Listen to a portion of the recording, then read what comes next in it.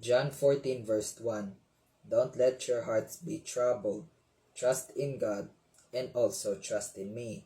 Sapagkat na sinasabi rin dito na I am the way, the truth, and the life. No one can come to the Father except through me. Kapatid, intindihan mo palagi na si Jesus lang po mismo ang natatangi na ating Panginoon at tagapagligtas at wala na pong iba.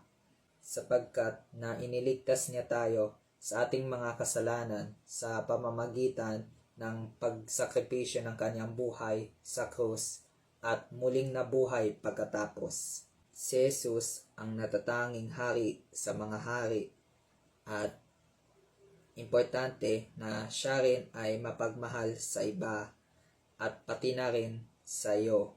Kaya ngayon kapatid, handa ka na ba na tanggapin si Jesus bilang iyong Panginoon at tagapagligtas?